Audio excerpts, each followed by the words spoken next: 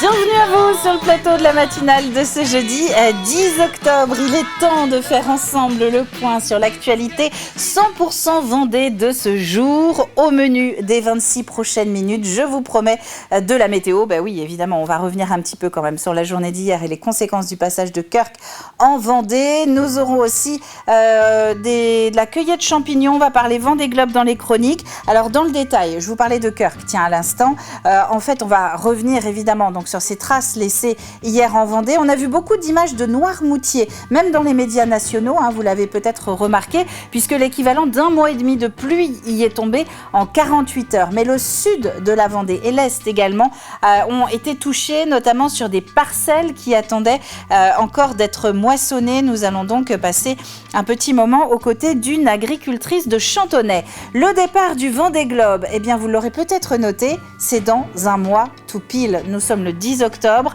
le 10 novembre 2024 à 13h02, les 40 skippers vont prendre le départ de cette 10e édition du Vendée Globe. Et bien d'ici là, les écoles ont maintenant tout en main pour parler du sujet en classe et vous aussi d'ailleurs si vous êtes intéressés pour suivre le Vendée Globe d'une manière assez pédagogique puisque le kit du Vendée Globe Junior vient d'être mis à disposition. On va faire un petit tour en forêt aussi aujourd'hui. Alors pourquoi ? Eh bien pour parler de la cueillette des champignons. Mais pas sous le côté balade, on se promène le nez en l'air. Non, non, au contraire, les intoxications alimentaires dues à une méconnaissance des champignons, elles ont grimpé en flèche ces intoxications depuis cet été. Alors nous sommes allés à la rencontre d'un expert, d'un passionné du sujet avec Grégoire de Châtillon pour récolter nous aussi quelques conseils. Et puis du côté des chroniques, eh bien on aura la suite de notre série Explique-moi le Vendée Globe. Tiens, justement, plus que jamais, on parlera Internet et communication entre la Terre et la mer pendant la course. Côté météo, alors, aujourd'hui, c'est vraiment le calme après la tempête. Nous sommes à l'arrière maintenant de la dépression Kirk, vous l'entendez peut-être ce matin. La dépression est partie plutôt sur l'Île-de-France où elle a placé certains départements en vigilance rouge. Nous, maintenant, le ciel est dégagé. Quelques passages nuageux, des ondées sur le littoral, mais plutôt rares, localisées et surtout bien plus faibles qu'hier. Les températures jusqu'à 15 degrés ce matin. Cet après-midi, nous allons avoir un petit peu plus de nuages. Les pluies vont se délocaliser vers le centre, vers La Roche-sur-Yon, mais on a quand même un ciel qui va rester couvert sur le littoral. De belles éclaircies en revanche dans les terres. Côté horaire de marée. Alors, où en sommes-nous du côté des horaires de marée ?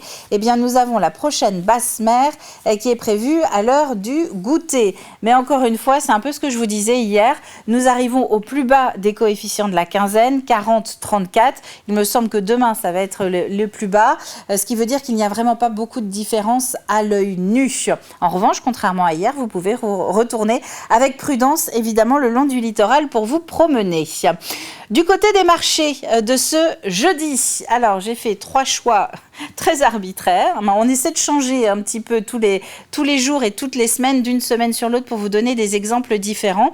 En ce jeudi 10 octobre, je vous emmène à Saint-Hilaire-de-Riez, Champ-Saint-Père et Maillé. Saint-Hilaire-de-Riez, vous avez jusqu'à 13h, ça se passe place François Mitterrand pour aller faire vos courses avec les commerçants de plein air. À Champ-Saint-Père, un petit rap, c'est jusqu'à 13h30 et là, ça se passe place de l'église. Et puis à Maillé, eh bien, c'est plutôt pour les personnes qui ne sont pas disponibles ce matin puisque ce sont 1 ou 2 commerces ambulants qui se retrouvent en fin de journée devant la boulangerie de Maillé pour créer un petit pôle alimentaire comme ça de 17h à 20h en ce jeudi.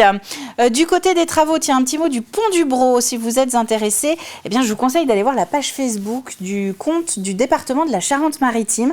Ils viennent d'y publier une vidéo sur les travaux qui sont en cours, donc sur le pont du Brau, à la jonction entre la Vendée et la Charente-Maritime. Notamment, il y a le changement de tablier cette semaine et c'est vraiment intéressant et impressionnant à voir. Bonne fête au Daniel, au Ghislain, au Hugo. Temps sec à la Saint-Ghislain nous annonce un hiver d'eau plein. On passe au journal.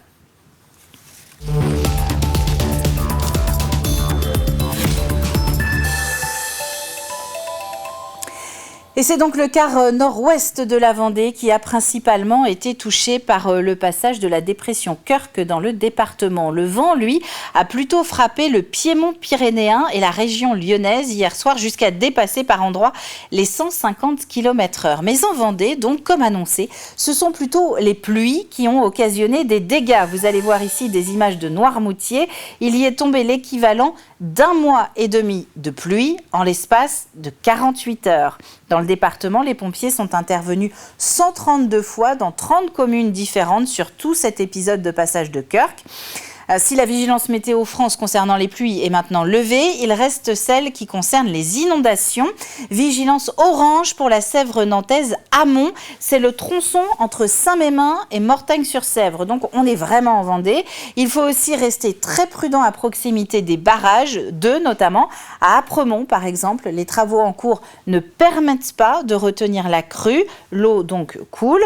À Mervan, le préfet de Vendée évoque aussi des débordements dans des lieux habituel pour éviter de trop gros lâchers d'eau un petit peu plus tard. Alors nous savions depuis plusieurs jours que ce passage de Kirk allait engendrer des dégâts.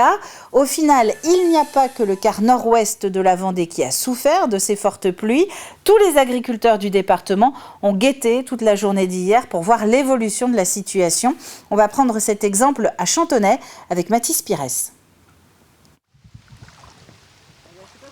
Un champ transformé en étang. Le ruisseau proche de cette exploitation est sorti de son lit. Alors les plants de maïs autour sont gorgés d'eau.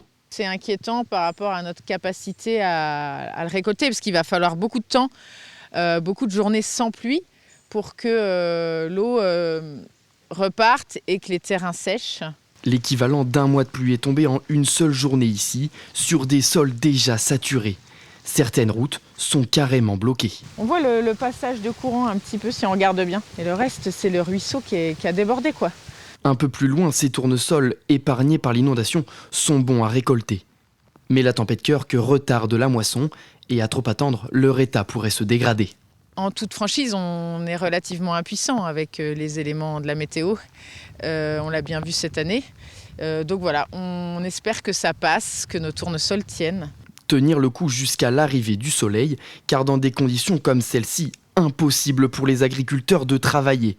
Leur activité abîmerait beaucoup trop les sols. Les journées qu'on perd, en fait, on n'arrive pas à rattraper le retard derrière parce qu'on n'a pas des belles conditions, donc c'est un petit retard qui se cumule. Mais c'est vrai que pour le monde agricole en général, autant pour tous ceux qui ont des cultures dehors, le maïs, le tournesol, c'est assez catastrophique.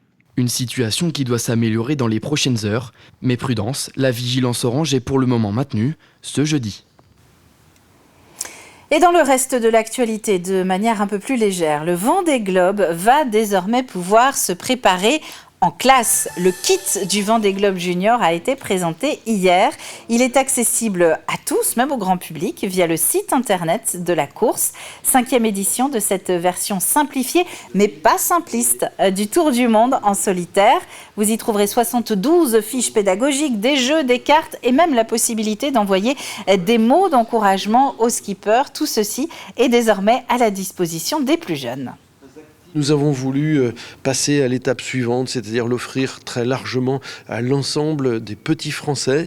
Et puis maintenant, cette course devient très internationale, 11 nationalités, 14 skippers internationaux.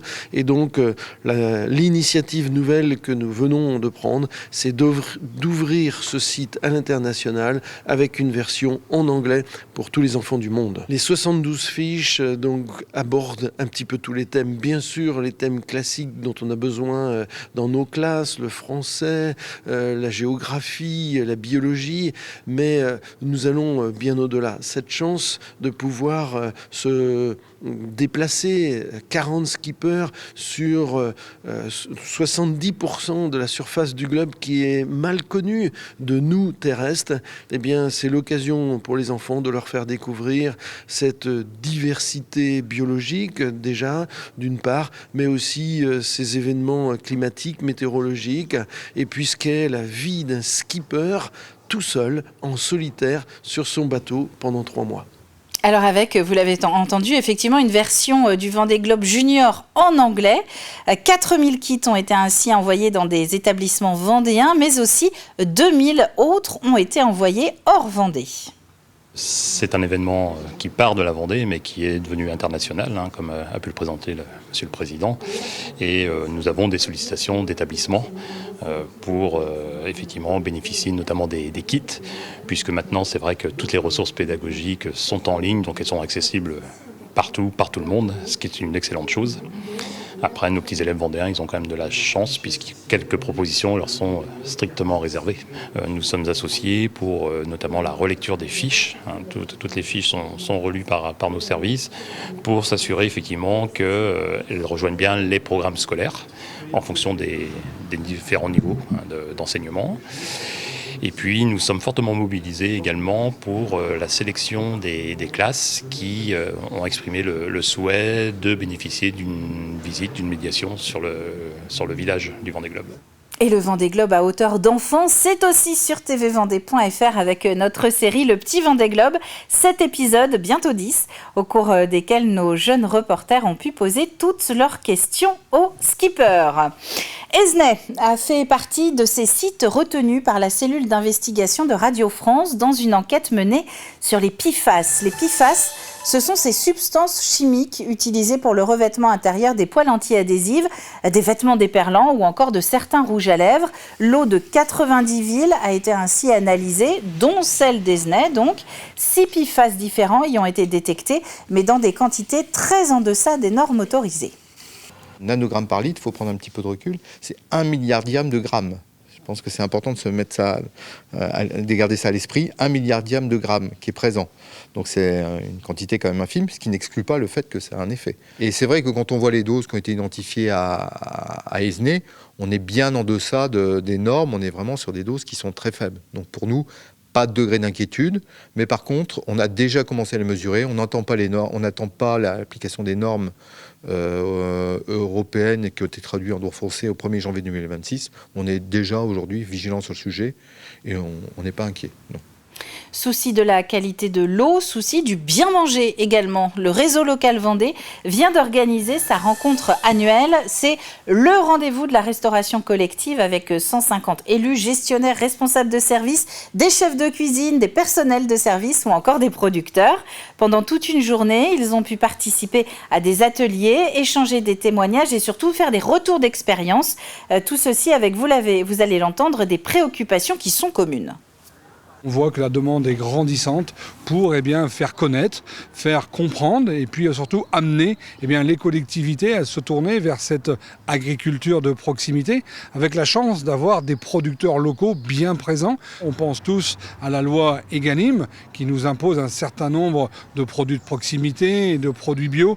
Mais je dirais au-delà de cette réglementation, c'est une volonté politique de réussir à faire profiter cette plus-value alimentaire que nous apportons dans les assiettes de nos convives, que ce soit pour les enfants dans les restaurations scolaires ou bien dans les EHPAD auprès de nos aînés, une restauration de qualité et une plus-value auprès des agriculteurs. L'idée, c'est des ateliers où les uns et les autres peuvent échanger de leurs pratiques, de leurs bonnes pratiques, de leurs questionnements, des obstacles, des freins qu'ils rencontrent pour pouvoir intégrer des ingrédients locaux, leur partager leurs fournisseurs également, pour faciliter la mise en relation. Ce lieu, c'est un lieu de coopération où les plus expérimentés partagent leurs bonnes recettes, leurs méthodos, et puis rassurent ceux qui débutent, notamment sur la préparation des marchés publics, sur ce qui peut être une complexité administrative supplémentaire.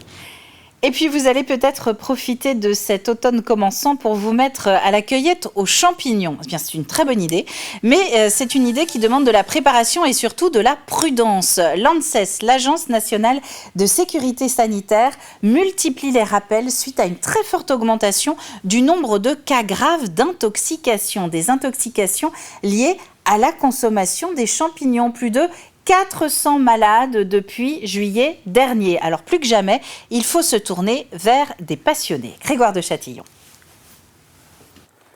Donc là, il s'agit d'un scléroderme. Alors, si on le tranche, c'est très intéressant. parce qu'à l'intérieur, ça ressemble à une truffe. Joli, curieux, mais pas comestible, les champignons c'est parfois bon, très bon, mais cela peut être mauvais, très mauvais, voire dangereux et même mortel.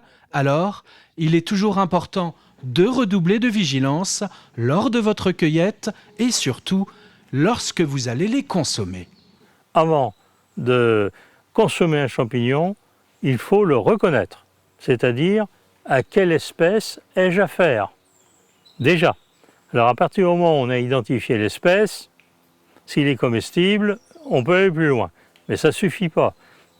Autre chose encore, quel est le lieu de cueillette? Est-ce que je n'ai pas cueilli mon champignon dans un lieu pollué? Un champignon, ça se consomme frais. On s'aperçoit en fait que sur le nombre des intoxications qui peut paraître important, il y a beaucoup d'indigestion. Tous ces champignons que vous découvrez à l'image lors de cette balade au bois des Girondins à la Ferrière ne sont pas comestibles jusqu'à la cueillette de celui-là. En plus, c'est une russule, il y a très peu de russules comestibles et celle-ci, c'est ce qu'on appelle la russule charbonnière. Alors, elle a une particularité pour la reconnaître. Vous voyez, si je la caresse, c'est comme si je caressais une motte de beurre, c'est du gras. On connaît la faune, on connaît la flore, mais nous aurions parfois tendance à oublier le règne de la fonge. Ah, il y a une petite chose. La fonge est un règne bien à part, totalement indépendant de la flore et de la faune. Les arbres et les champignons, c'est l'histoire d'une relation intime. Chacun rend service à l'autre, une symbiose qui règne dans cet univers encore mystérieux. Les prévisions météo, alors pour voir si c'est un temps à aller à la cueillette des champignons. Eh bien, en tout cas, c'est un temps qui est calme, plus calme aujourd'hui qu'il ne l'était hier. Un ciel relativement dégagé, surtout dans les terres. Vous voyez un petit peu de nuages et des averses ponctuelles localisées sur le littoral au cours de ce début de journée. On entame la deuxième partie de cette matinale. C'est à partir de maintenant que tout peut se passer. Normalement, ça va bien se passer. On va commencer par parler du Vendée Globe.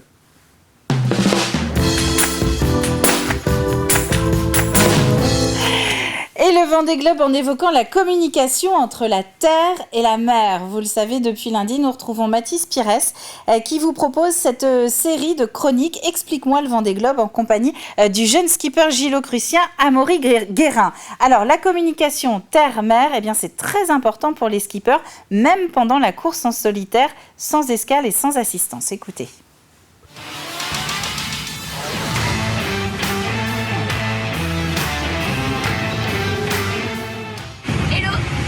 Hello à tous. Prends en photo ou en vidéo ce que tu manges. Le Vendée Globe, une course en solitaire, sans escale et sans assistance.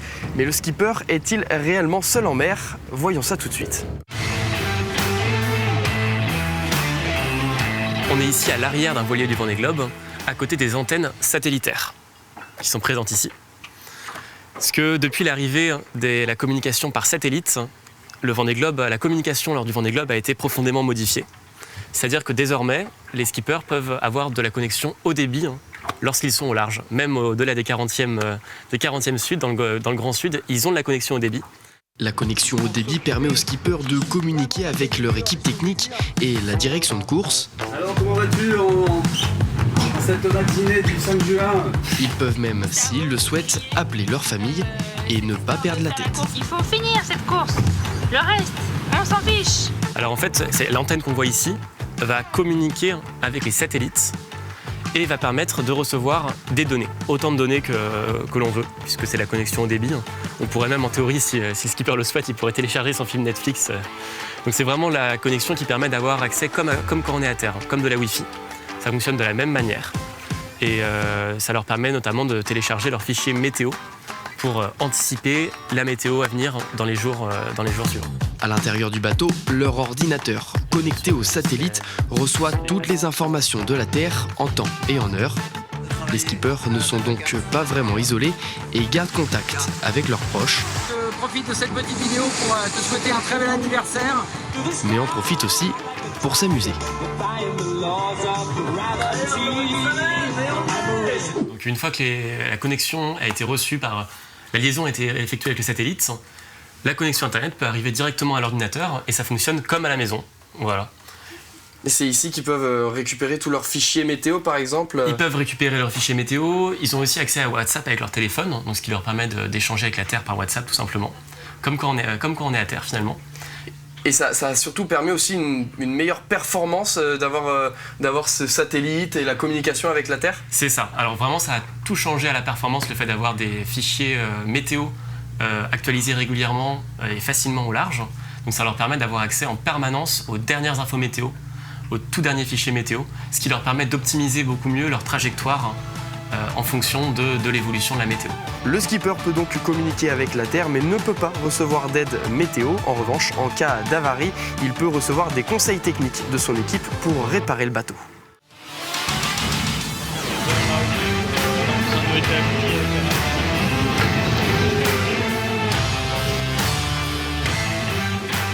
Et vous pouvez retrouver l'ensemble de ces chroniques Explique-moi le Vendée Globe sur tvvendée.fr dans la rubrique Sport. Et vous pouvez nous retrouver, toute l'équipe de TV Vendée, sur le site même du village du Vendée Globe à partir du 19 octobre.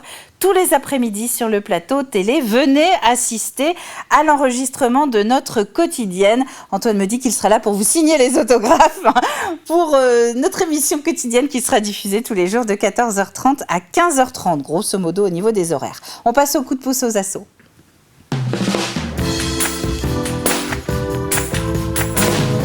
Et on va retrouver Mathis dans sa chronique traditionnelle depuis 2 ans. Ben oui, c'est lui qui donne le coup de pouce aux assos.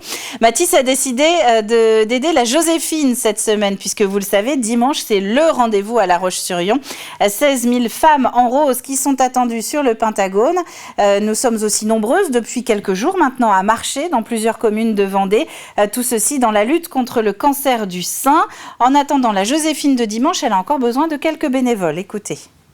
Bonjour à toutes et à tous, bienvenue dans cette nouvelle chronique asso. La Joséphine revient pour une 10e édition à La Roche-sur-Yon et à ce sujet, j'ai pu interviewer la députée Béatrice Bellamy. Écoutez. Tous les ans, la Joséphine, elle grossit, elle grandit, elle prend de l'importance et elle reverse tous les ans un magnifique chèque à la Ligue contre le cancer pour financer les ateliers santé proposés aux malades, aux familles, de Vendée principalement. Eh bien, de nombreuses initiatives avec plus de 160 communes partenaires de la Joséphine sur la Vendée qui proposent un parcours de marche ou un parcours de course pour leur Joséphine.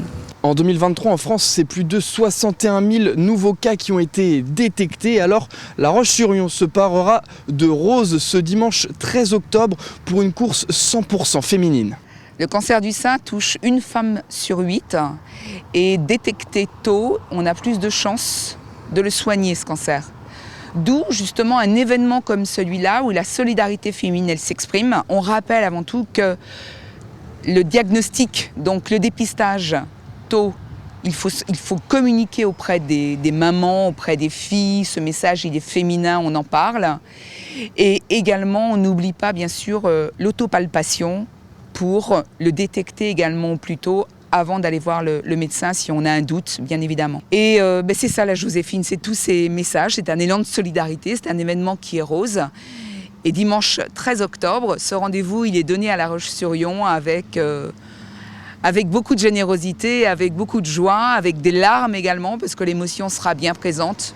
Mais pour cette 10e édition, c'est un 10e rendez-vous que nous fixons aux Joséphines. Mais pour accueillir tous ces visiteurs et toutes ces coureuses, la ville de La Roche-sur-Yon a besoin de bras, a besoin de bénévoles et tout le monde est le bienvenu. Vivre la Joséphine, c'est pas seulement être sur la ligne de départ. Évidemment qu'il nous faut aussi sécuriser les parcours, sécuriser aussi la présence de nombreuses Joséphines. Donc nous avons besoin sur l'événement à peu près de 140 bénévoles. Il nous manque à peu près une trentaine de bénévoles. Si vous êtes intéressé pour être bénévole pendant la Joséphine le dimanche 13 octobre, je vous mets un lien juste en bas de votre écran. La chronique asso est terminée. Je vous dis à la semaine prochaine.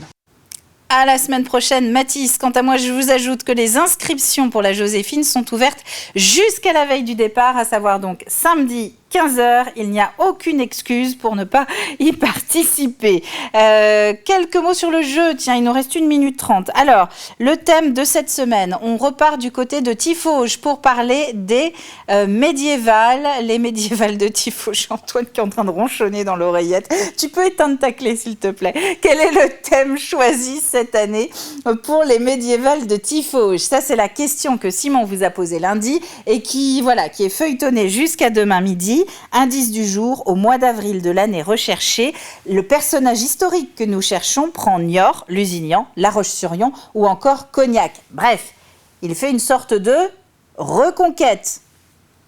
C'est peut-être un indice supplémentaire. Le partenaire cette semaine, c'est la Savonnerie Sablaise. Vous allez pouvoir remporter un coffret découverte féminin, donc pour l'un d'entre vous, pour partir à la découverte de ces produits locaux. Vous avez jusqu'à demain midi. C'est la fin de cette matinale. On se retrouve demain à 7h de bonne humeur et à l'heure. D'ici là, très bonne journée à vous tous et à demain.